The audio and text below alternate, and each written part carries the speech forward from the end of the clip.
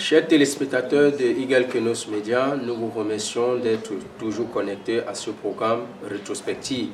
Les empreintes des anciens nous laissent un grand témoignage sur lequel nous devons marcher. Et alors, dans cette émission, nous avons un autre monument de l'histoire du message au Cameroun, à la personne du pasteur Jacques-Roger Tankio, qui est avec nous afin de parler de parcourir tous ces grands espoirs que le Seigneur a accomplis avec lui dans l'histoire de la parole. Alors, cher révérend, que le Seigneur vous bénisse. Merci, te bénisse, mon frère. Merci d'avoir accepté notre invitation. En quelle année avez-vous cru au message? Je veux dire que mon père déjà était chrétien dans l'église évangélique du Cameroun. D'abord, c'était avant l'église française au Cameroun. Avant l'église française au Cameroun. C'était comme ça. Il y avait une église de Français au Cameroun. Et c'est après que nous, l'église évangélique du Cameroun. Donc, je suis né dans une famille chrétienne. On allait à l'église. Et comme tout jeune, à un certain moment, j'ai commencé à vouloir me déterminer. Je courais par-ci et par-là, on allait à l'école, on jouait au football. Je m'intéressais plus au basket qu'au handball, au football aussi. Ouais. Et j'ai fait un concours parce que je ne voyais pas mes parents être capables de me soutenir à l'école. J'ai fait un concours d'entrée à l'école de chemin de fer. À l'époque, c'était à Douala, ça n'existait plus cette école qui formait les cadres pour l'entretien du matériel ferroviaire. Alors, c'est dans cet internat où j'ai fait 6 ans que j'ai repris ma vie chrétienne, c'est-à-dire à lire la Bible et à prier. Et ça m'a fait beaucoup de bien. Et ceux qui me voyaient, compte tenu de la grâce que Dieu m'avait accordée d'avoir cette bonne note, j'ai toujours été major de ma fonction. Bon, les gens étaient intéressés à voir aussi que je parle de Dieu, de venir avec moi, à commencer donc à lire. Le matin, on se levait tôt à l'internat, où on avait 6 ans, on lisait. Et c'est pendant ces 6 ans que quelque chose a brûlé vraiment dans mon cœur. Je ne connaissais pas le message. Je connaissais l'église protestante, je connaissais les cours bibliques universitaires, et c'est tout ce que je connaissais. Donc c'est là que nous avons commencé à prier. Et en sortant de cet internat après 6 ans, j'avais laissé un groupe prière. Je suis parti en Europe, fait une ferme de formation là-bas, et je suis revenu au Cameroun dans les années 78. Année 78. C'est le retour de mon premier voyage encore, c'est en 1978. Et alors je repars à nouveau dans cette école, dans cet internat, pour rencontrer les anciens que j'ai laissés. Est-ce qu'ils ont tenu notre petit groupe de prière? Alors c'est là que nous recevons un visiteur qui me paraît un peu drôle, qui intervient beaucoup quand nous parlons. Et à la fin de notre réunion, c'était aux environs de 15 heures, je sors donc et je prends la même direction que lui. Et on s'arrête donc pour causer. Et il dit qu'il était très content de m'entendre parler de Dieu, mais il est convaincu que je n'ai pas encore... Il y a quelque chose que Dieu est en train de faire actuellement dans le monde que je ne connais pas. Il dit que Dieu est en train de faire quelque chose. Il me dit oui, Dieu est en train de faire quelque chose. J'avais encore ouvert une parenthèse de refermer. Il n'était pas beaucoup instruit. C'était difficile de le comprendre, il fallait être très attentif pour comprendre, mais il était profond dans ce qu'il disait. Le frère encore là d'ailleurs, il s'appelle le frère Kambou, il s'est retiré dans son village, il ne sait plus ce qu'il fait, est-ce qu'il parle de Dieu, pas de Dieu. Honnêtement, je sais plus grand-chose de lui. Donc, c'est donc à partir de lui, quand il nous voit poser, et nous parlons de Dieu, à la sortie, donc, il fait le pas avec moi, et il me donne une brochure. Vous souvenez-vous du titre? Je ne me souviens plus exactement du titre, mais c'était un ouvrage écrit par le frère Edward Frank. Voilà. C'est donc au travers de cela qu'il me donne, et je prends quand même le temps d'aller à la maison et de lire. Et j'ai lu cela à la maison. Quelque chose m'a frappé. C'est quand le frère Branham était en train de baptiser dans le feu de Ohio et qu'une voix s'est fait entendre du ciel. J'ai trouvé que c'était très difficile. Qu'une voix, quelqu'un sur terre, du ciel parle. Et il dit c'est la voix de Dieu. Et Dieu, c'est Jésus qui lui a parlé. Comme tout, c'est tous les week-ends que nous retrouvions là-bas. Bon, ben, le prochain week-end, je me suis retrouvé. Il est aussi venu. J'avais un point d'interrogation. Bon, après notre réunion rituelle, on est sorti. Ben, j'ai fait donc quelque part avec lui. On se retrouve sur un manguier. Et c'est là qu'on commence à causer. Et mon grand point ce jour était, est-ce que Dieu encore parle aux hommes? Est-ce que c'est possible? Est-ce que c'est pas de la sorcellerie? Est-ce que c'est pas une imagination? Tu ne veux pas nous jouer le petit tour et tout ça, comme il y a déjà beaucoup de religions ici dehors et tout et tout. C'est juste donc à ce moment, il est devant moi, que nous parlons ainsi, et je lui dis, c'est pas possible que ça y ait une chose comme ça. Et c'est là où, là, il était devant moi, il le voyait, il écoutait, sa voix s'arrête, et du ciel, j'entends une voix qui descend, qui me couvre, qui je vois même que la voix la couvrait, pour dire c'est vrai, j'ai parlé à ce monsieur. Donc il a parlé, Dieu a parlé à William Marion Branham. Il dit c'est moi Jésus-Christ. Je peux te dire que mon frère, depuis ce jour, quelque chose s'est passé. Ce témoignage, je ne peux pas le dire. En 78, et du coup, vous acceptez le message. Je n'accepte pas le message. Je veux donc comprendre un peu plus. Oui. Je suis déjà un témoin. Je doutais que du ciel, Frère Branham pouvait entendre une voix qui venait du ciel. Et moi aussi, j'entends la voix. Une voix qui vient du ciel et m'encourage et dit, c'est moi Dieu, Jésus-Christ, qui est allé. Alors c'est là mon problème avec ce monsieur. Je dis, c'est pas possible. Alors là, Dieu a arrêté mon incrédulité là. Puisque maintenant, moi aussi, j'entends Dieu me parler. Alors, il me propose donc William Marion Branham au début de son ministère. C'est ça le titre de cette brochure. William Marion Branham au début de son ministère. Voilà. Et il me laisse dans cette brochure et me donne d'autres brochures. Alors là, tu peux être sûr que quelque chose s'est passé à moi. Je me suis donc mis à lire profondément. D'accord. Et on a donc fait d'autres rendez-vous. Je voulais donc savoir où il va à son culte et qu'est-ce qu'il fait. Et, je vous une parenthèse, je ferme, il ne parlait pas bien français, il n'était pas très éloquent. J'avais de la peine à le comprendre, mais ce qu'il voulait dire, il arrivait à le dire quand même de la bonne manière. La pertinence de ce qu'il transmettait. Oui, vraiment, qui m'intéressait. Alors, j'ai décidé donc de rencontrer ses dirigeants et où il va à l'église. 2 semaines après, il vient me chercher. On se retrouve vers le grand carrefour de l'anesthésie. Et il m'amène donc vers Bassa. Et quand on va, comme ça, un petit Ça, c'est à Douala? À Douala, nous sommes à Douala. Oui. Nous allons à l'église. On arrive, c'est le frère Jean-Marc Chouaké qui avait prêché. Kamté avait donné le louange, j'ai dit le nom maintenant, mais ce jour-là, je voyais un jeune qui a donné le louange, et après je vois aussi un autre jeune qui parle avec beaucoup de force, et ça me fait du bien ça. Je le regarde, je dis, ils sont bien courageux. Alors, à la sortie, je suis donc un peu plus intéressé. Frère Kamté, me voyant aussi un peu jeune comme lui, il m'amène chez lui, il habitait une maison, aujourd'hui il est riche déjà, c'était déplorable, tu viens de l'Europe, on t'amène à quoi, je suis parti chez lui, et on a discuté, il voulait me parler de Dieu. Il m'a dit non, tu ne parles pas de Dieu. J'ai sorti une de ces brochures qui m'a dit, est-ce que tu as les mêmes brochures de ce même calibre de ce monsieur? Il m'a donné donc, je crois, 5 ou 6 brochures. C'est comme ça que je prends les 6 brochures. J'avais chez moi. J'ai donc tout mon temps pour lire. Et c'est là où quelque chose se produit à moi. Ça devient une prière. Je dis ça, je n'avais pas compris que le baptême se rend de ce monde. Je n'avais pas compris qu'il y a des prophètes encore autour et tout.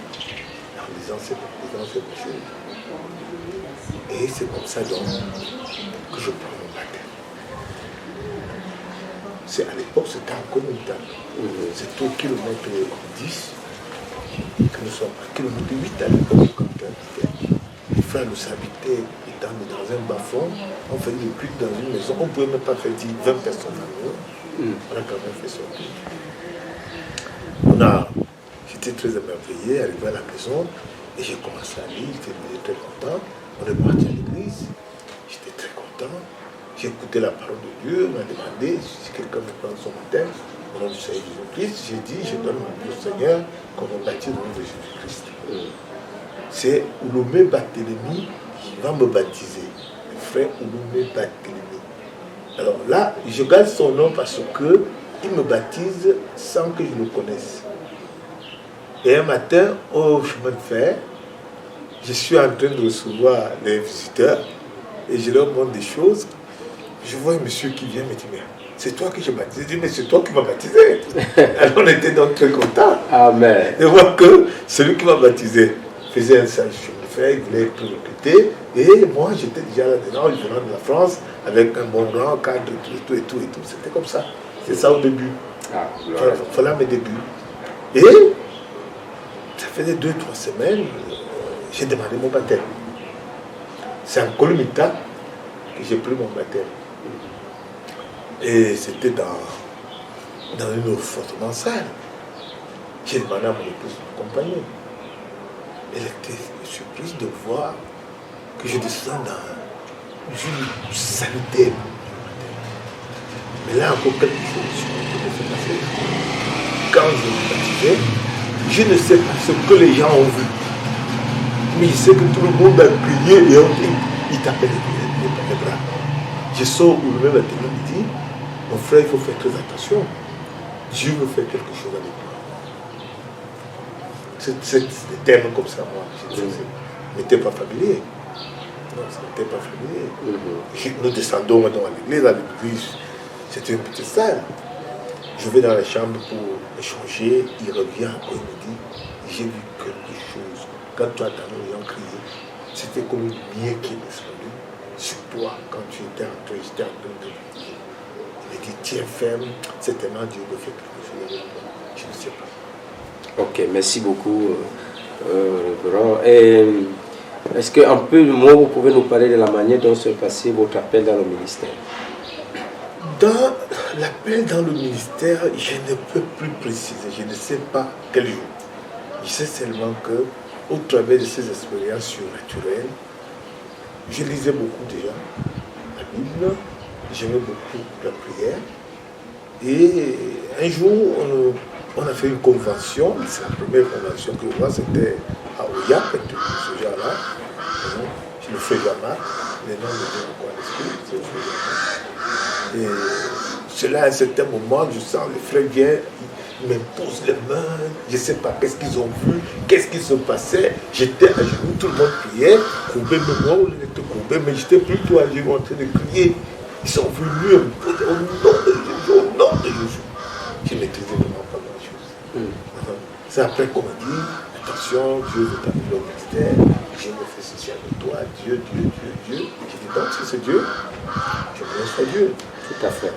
Voilà mon ministère. Je n'ai pas cherché un ministère. C'est les gens qui m'ont encouragé.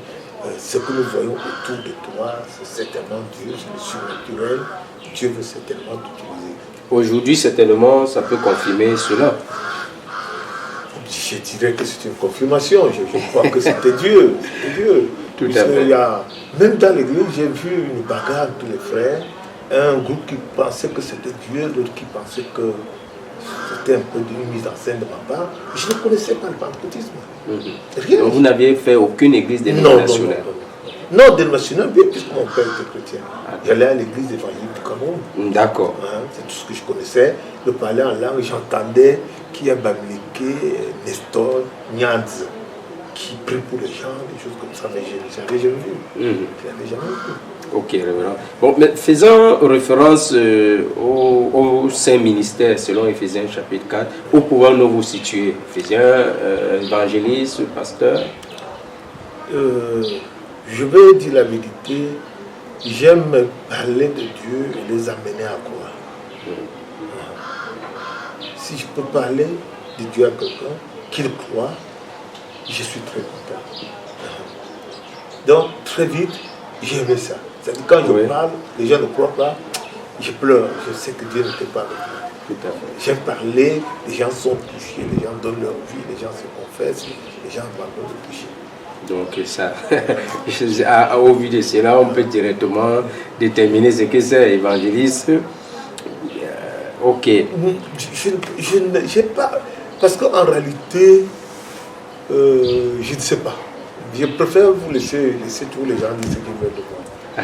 Parce que Dieu lui-même ne m'a pas dit que tu es tel. Non, il ne me l'a jamais dit. Je fonctionne à l'église, j'ai prêché dans les églises, j'ai fait pratiquement le tour du Cameroun, le PAM, Gaoundéré, Marois, Gaoundéré, quand j'ai commencé vraiment le travail maintenant en ligne, que ce soit Bélabo ou Palaga, Dieu a commencé mon œuvre là-bas, ça a fonctionné. J'ai pris Jean d'Albert pour amener là-bas. C'est moi qui l'ai amené là-bas. Si vous allez même dans l'église, vous allez voir. Et quand il est dédicacé cette église, c'est mon nom qui est écrit sur l'église. Okay. Donc, en termes de ministère, pour dire vrai, j'aime voir les gens qui croient en Dieu. Est-ce que c'est un ministère? Je ne sais pas. J'aime aussi être profond quand on parle de Dieu. Je n'aime pas la légèreté, on raconte des choses en l'air, j'aime les choses vraies, tenues par la parole de Dieu. D'accord. En tant que l'un des pasteurs pionniers du message au Cameroun, pouvez-vous nous raconter la genèse du message et particulièrement aussi votre nom est cité dans la ville, dans le Grand Nord, en particulier Ngaoundéré. Est-ce que nous pouvons y revenir en quelques mots? Oui, ça me gêne pas qu'on revienne. Tout a commencé à Douala. Véritablement, j'aime parler de Dieu aux gens. J'aime être conséquent quand je parle de Dieu aux gens qu'ils croient. J'aime voir les gens qui se repentent. J'aime voir les gens qui changent de vie. J'aime le surnaturel. J'aime le surnaturel. Comment ça va commencer? Étant donc à Douala, on m'affecte donc à Yaoundé. Nous sommes déjà dans les années 79, 80. J'ai déjà fait 1 an et demi. J'avais un grand ami, c'était le frère Tina, qui est à Douala. Il est fort comme ça. Oui. Parce que quand il m'a vu venir, lui il avait la voiture et il me prenait au retour pour me laisser à des dos et continuer chez nous. Alors, véritablement, il y a eu quelque chose de très bien. Quand je suis arrivé à Yaoundé, j'ai rencontré le frère Ndou, le feu frère Ndou. Et on priait dans sa maison. Pasteur du Golfe? Du Golfe, absolument. Il est mort. Il était mort. C'est donc là que je les ai rencontrés. En partant de Douala, c'est le frère Aloussa qui m'a donné les coordonnées. Et il a aussi donné les mêmes coordonnées, le frère Ngoulou est venu me chercher. Alors, j'ai donc connu l'église. C'était dans son salon. À peine on a fait 10 personnes. Comme ça que j'ai trouvé les frères, 8, 10. Vraiment des jeunes, tout le monde veut aujourd'hui. C'est là que je rencontre les frères. Quelque temps après, Mayo Benjamin est aussi affecté dans la ville. Il avait passé un concours pour être enseignant. Il est venu aussi nous rejoindre là-bas. Il prêchait, il me prêchait aussi. Parfois, le frère Loussa venait, Sanama venait. Le frère Sanama. Laurent, oui, il venait nous rencontrer là-bas. Et à ce moment, le frère Goudon a acquis un terrain au golfe. Dans sa maison qui est là-bas. Voilà, c'est la partie qu'on lui avait vendue. Mais il y avait le vide à côté. Et les frères Betty de l'église, les frères Betty des Zouelou, sont partis voir les vendeurs du terrain de la zone. Pour qu'on leur donne cette partie, qu'ils fassent leur église. C'est comme ça que nous quitterons le golfe on va faire la réunion dans le salon du Fringo au golf, une maison notre terrain fini, en construction, et nous achetons aussi notre terrain qui est en face. C'est pendant dans cet achat que le frère Baouya nous retrouve ici à Yaoundé. Tu vois la chaîne. Oui. Voilà. Et on a bâti dans une petite église devant la maison du frère. C'est donc pratiquement là la première église de Yaoundé, où j'ai fait plusieurs années. On était tous ensemble. Et un jour, un frère est venu, je n'oublierai jamais cela, nous a demandé, mais quel est même votre pasteur ici? Il faut qu'on nous dise. Et une sœur a pris ça. Elle a commencé à demander. Mais tout le monde parle de Dieu ici, tout ça. Qui est même notre pasteur? Mais à l'époque, le pasteur Nguéou n'était pas officiellement pasteur. Non. Donc c'était juste un groupe de chrétiens qui se réunissaient. Fringo parlait, Sanama parlait, venait parler avec nous, tous les Aloussa venaient parler. Baouya parlait aussi. C'est-à-dire prêcher. Je me prêchais de temps en temps. On prêchait comme ça. Mais en termes de pasteur qui avait l'autorité suprême sur nous, non. C'était la seule église qu'on avait. Surtout qu'il n'y avait pas encore l'autonomie. On ne connaissait pas encore. Non. Ces gros mots-là, on n'en avait même pas besoin. Oui. On s'aimait tout simplement. D'accord. On s'aimait. C'est là qu'on a commencé. C'est un jour comme ça, comme je dis qu'à Douala, on parle de l'autonomie de l'église, Jean-Louis doit avoir son pasteur, Mathieu et tout. C'est ébranlé. Et c'est pendant ce temps qu'on m'affecte à Douala. Et je vais donc à Douala, l'église du kilomètre 10 est déjà construite. Je suis aussi membre parce que j'habitais à côté de cette église, non loin. Il y a un campsite non loin là, de kilomètre 10. Et vous laissez à Yaoundé la problématique du pastorat. Non, c'est berger dans l'église. On ne connaissait pas. On savait que c'est des frères de temps en temps, tel donne prêche, autre prêche. Mais avant de partir de Yaoundé déjà, on avait fait une convention, et lors de cette convention, je ne sais pas ce qui s'est passé. On a dit, nous avons des frères ici, nous allons tester pour voir si je peux parler de Dieu. On est venu me voir pour dire ce que je peux parler. Je dis non, on dit non, essaie de parler. Pendant une convention, le frère le sang me demande de parler, et j'ai parlé, et ça a plu tellement aux gens. Et c'est comme ça que c'est parti. Je temps que prêche. J'ai fait un appel, je n'ai pas entendu une voix, mais j'ai entendu la voix du Seigneur quand il me dit, c'est lui qui a parlé à William Malok. Ça, je ne peux pas me défaire de cela. Et je sais aussi tout le surnaturel qui s'est passé autour de moi. Donc après votre départ de Douala, à Douala, en laissant le problème de berger à l'église du Golfe. Oui, non, je pars à Douala. Oui. À Douala maintenant, le problème ravage tout le Cameroun. On veut les pasteurs. Parce qu'à Douala, le kilomètre 10 n'était pas une église. C'était une cellule de prière. Et c'est moi, comme j'étais non loin, qui conduisais cette cellule de prière. Tout simplement comme ça. Oui. C'est moi qui la conduisais. Je n'avais pas de casque de pasteur, je n'avais rien. Ok. Je conduisais. Et on vient un jour, on dit, il faut un pasteur. Au même moment, on affecte le frère Baouya Douala. Et c'est comme ça, par tout ça, il y a trop de choses que je ne peux pas le dire comme ça pour que ça puisse forcer les gens. Mais frère Nguéou, frère Baouya, a été donc voté à Douala comme pasteur. Quelques semaines après, on me affecte à Yaoundé. Je viens donc à Yaoundé et le même problème se pose. Et c'est là donc le problème Yaoundé devient très difficile. Parce qu'il y a frère Baouya qui veut bien être pasteur, frère Nguéou qui veut bien être pasteur. L'église elle était prête à exploser. Mais par la grâce de Dieu, on a quand même conduit ces élections. C'était le frère Aloussa qui a conduit. Et Baouya est parti à Douala, il a gagné les élections là-bas pour être pasteur. C'est moi qui ai conduit les élections à Douala. Quelques temps après, on m'a fait tailler. Je reviens trouver le même problème qui se passe ici. Je refuse de me planter dans le problème d'élection. L'Église refuse le frère Guérou au pasteur. On ne sait pas ce qui se passe. Les gens le refusent.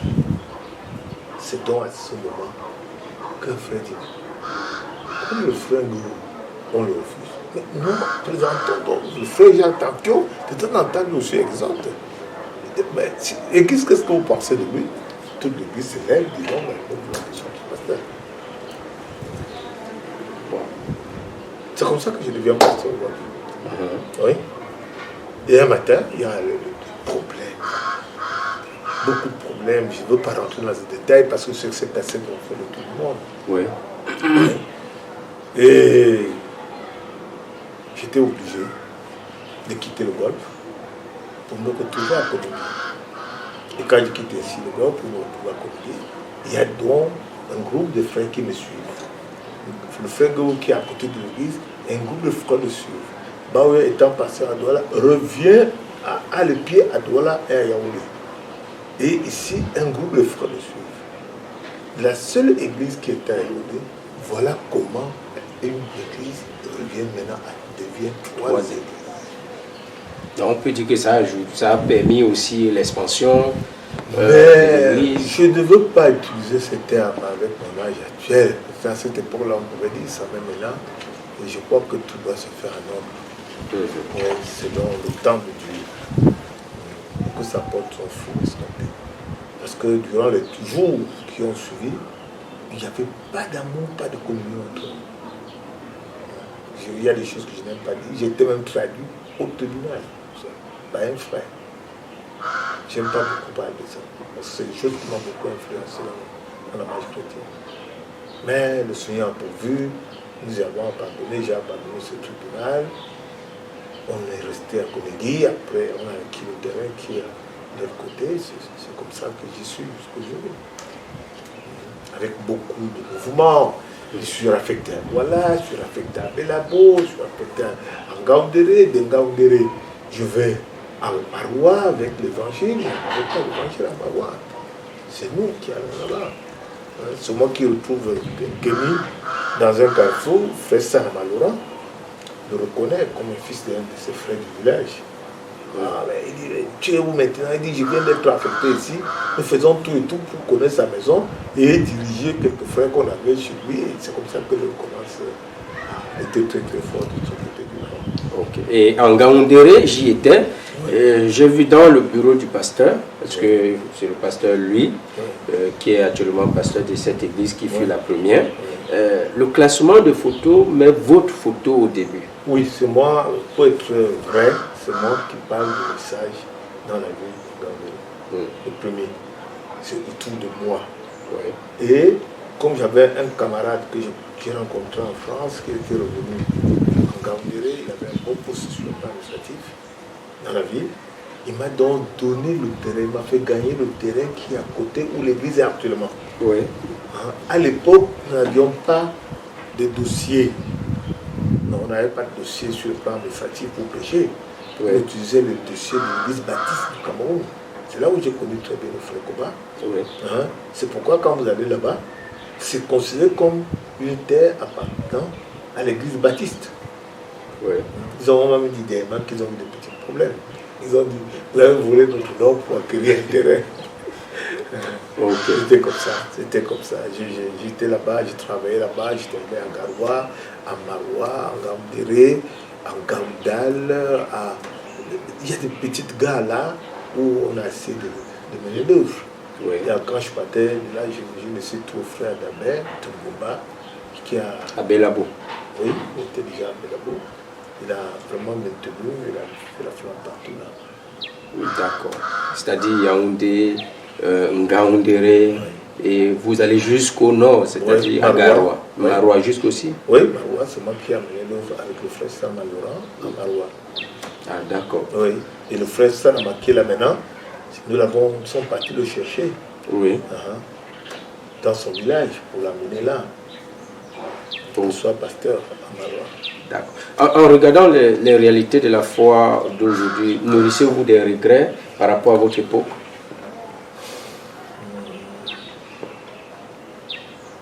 Disons un peu de regret parce que quand nous avons grandi, l'âge aidant, le temps aidant, je regrette qu'on n'ait pas bien compris les Écritures et bien compris ce que Frère Branham était venu faire. Ouais, ça, je me suis rendu compte vraiment très très tardivement. Et j'avais aussi un frère, et on avait fait un petit groupe de 3 ou 4 personnes, nous étions convaincus que nous parlons d'une chose que nous ne connaissons pas. Et ça, ce qui a rendu encore les choses plus graves, c'est quelques Congolais qui nous ont visités ici au Cameroun, notamment ici à Yaoundé. Alors là, le message pour eux, c'est les citations de Branham. On a fait de Branham du Or, quand tu écoutes la commission de Frère Branham, non, il est venu pour présenter quelque chose à l'humanité. Il est venu pour que nous revenons à la parole écrite. Ce qui est rare aujourd'hui. Donc, selon vous, les gens ont un peu dévié de cet objectif. Ils n'ont même pas compris. Oui, on a dévié. Et puis, je peux même te dire que jusqu'au moment que nous parlons, les gens ne comprennent pas qu'est-ce que le message. Et ça, c'est un regret pour vous? Je crois que c'est mon plus grand regret. D'accord. C'est mon plus grand regret. En réalité, tout au long de votre parcours, quels sont les faits saillants et les points marquants dans votre ministère? Tout était nouveau pour moi dans le ministère. Le Seigneur m'a permis de grandir très vite. J'étais lié à beaucoup de frères, à beaucoup d'amis et tout ça. Les points saillants, c'est vraiment ce Ngaoundéré, ce Marois. Pourquoi Ngaoundéré Maro? Parce que là, je suis seul. Je commence à parler de Dieu. Je baptise les gens. On me donne un terrain. Je change. Je casse mon garage de voiture, je fais de ça une église.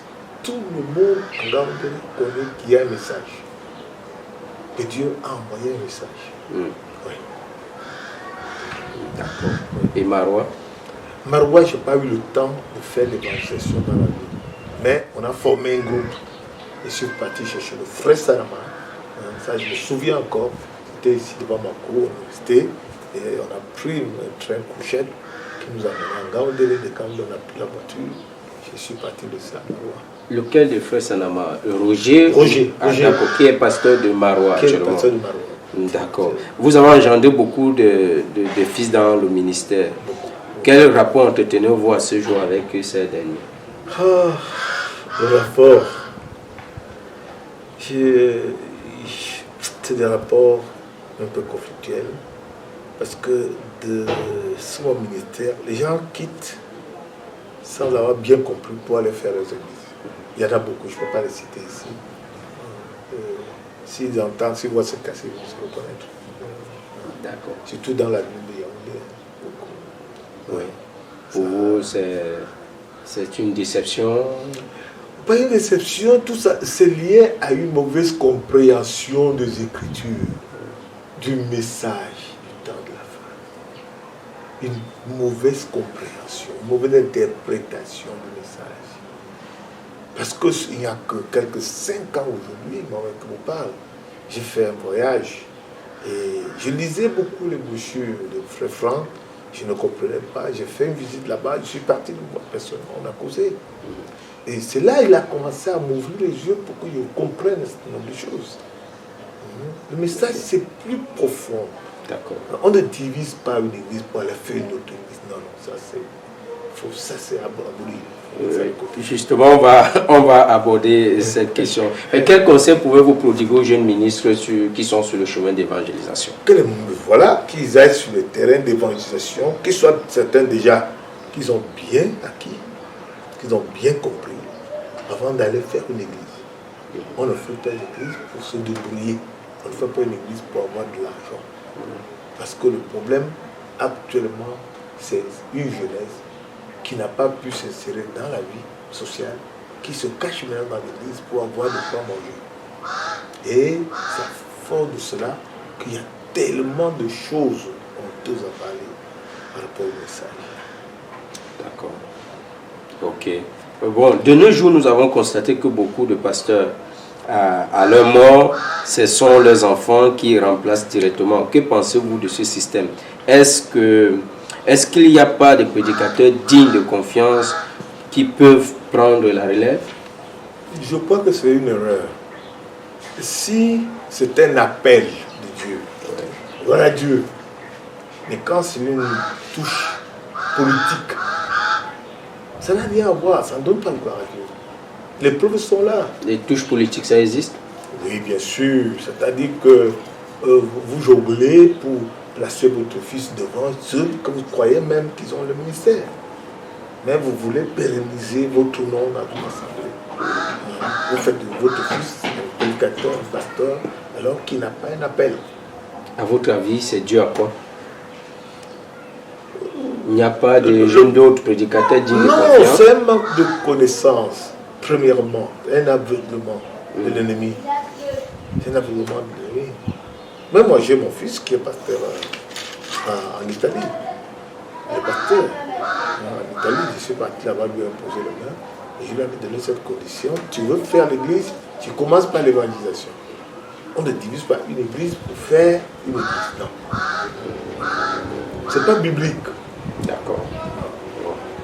Ok. Quel avenir du message au Cameroun prédisez-vous maintenant que la vieille génération est en train de s'en aller l'un après l'autre? Oui, c'est vraiment regrettable. C'est dans la main de Dieu. Les anciens s'en vont. Ils n'ont pas eu le temps d'enseigner la jeunesse. Une jeunesse qui n'a pas eu le temps d'apprendre. Ils n'ont pas eu le temps d'apprendre. Nous avons eu beaucoup de gens, des missionnaires qui sont entrés dans ce pays, qui nous ont fait plus de mal que de bien. Eux-mêmes ne connaissant pas le message, ils sont venus nous donner la saleté que aussi avait appris dans leur pays. J'évite de dire telle nation, tout ça. Je crois que ceux qui ont des oreilles pour entendre ce que je dis. D'accord. Donc, depuis l'entrée du message au Cameroun, vous trouvez que les gens n'ont toujours pas vraiment compris le message et des jeunes, il n'y a pas de jeunes qui ont vraiment saisi, n'ont pas vraiment été enseignés? Ce n'est pas qu'ils ne sont pas enseignés. C'est un esprit d'égarement. C'est un esprit d'égarement. C'est un esprit d'égarement. Parce que je vous dis que la chose est fortement simple. Je te dis, le dernier courant qui est aujourd'hui, c'est le courant de Frère Joseph. Vraiment. Qui, c'est-à-dire que souverainement, il a pris la place de son père. Il est devenu un exemple dans le monde entier, et notamment en Afrique. Le pastorat, ce n'est pas de père en fils, non. C'est un appel divin. C'est Dieu qui appelle et c'est Dieu qui envoie. Voilà la vraie vérité. Et on n'a pas eu le temps de s'asseoir pour étudier le message. Qu'est-ce que le message? Vous êtes en train d'étudier, vous êtes prédicateur aussi, et vous êtes encore journaliste. Si je vous demande à vous-même qu'est-ce que le message, vous allez voir que je ne veux pas vous brouiller. Vous allez peiner, c'est sûr que si vous donnez une réponse, ça ne sera pas la bonne. Pourquoi? Parce qu'on ne te l'a pas appris. Oh, c'est aussi simple que 1 plus 1 = 2. Ce maintenant n'a rien inventé. Quand la parole de Dieu dit il rétablit, qu'est-ce que ça veut dire? C'est-à-dire c'est quelque chose qui a déjà existé. Entre-temps, on l'a mis à côté. Et Dieu, à un instant déterminé, dit je reviens à ce qui était au commencement, qui est la vérité. Au commencement, qu'est-ce qu'on avait? On avait la parole de Dieu. On n'a pas tout son temps à le répéter, amener n'importe quelle brochure, je vous montre où il explique ça. C'est l'ennemi qui nous a aveuglés. D'accord. Oh, certainement, cela fera l'objet d'une autre émission. Dans l'autre émission, parlons-en sur le but du message. Certainement, on fera appel à vous, révérend. Merci. Et Et alors, qu'est-ce que vous pouvez dire à nos chers téléspectateurs qui nous suivent? À nos chers téléspectateurs qui nous suivent, ma prière est que Dieu qui nous a envoyé ce message nous envoie à nouveau des prédicateurs qui vont prêcher la vraie parole. Combien de frères du message aujourd'hui lisent la Bible, connaissent la Bible? Il n'y en a pas beaucoup. Il n'y en a pas beaucoup.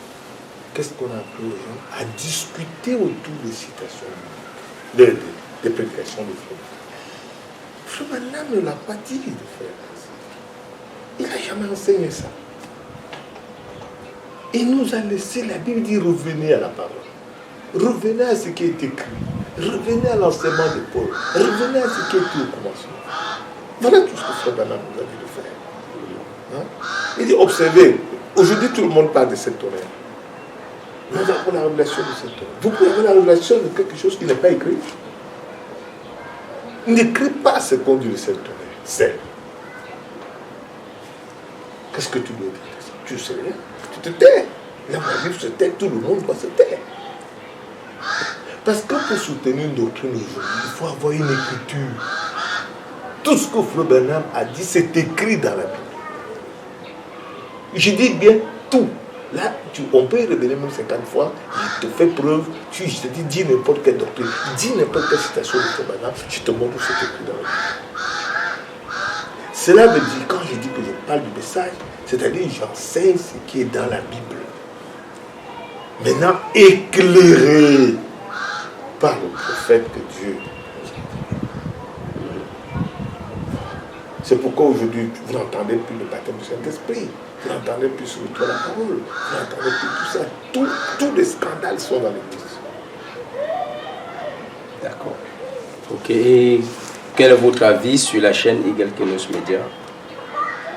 Je crois que ma prière est déjà que Dieu me bénisse.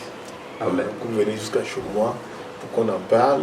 Et je ne sais pas où va aller cet enregistrement. Ma prière est que ceux qui nous écoutent suivent attentivement. Vous n'êtes pas venu en balade ici, c'est Dieu qui vous a envoyé. Et je dis les choses qui concernent Dieu. La Bible dit, celui qui en veut être Dieu parle les choses de Dieu. Et dit la parole de Dieu. Quand tu viens de Dieu, tu dis la parole de Dieu. Frère Branham dit la parole de Dieu. Disons ce que dit la Bible.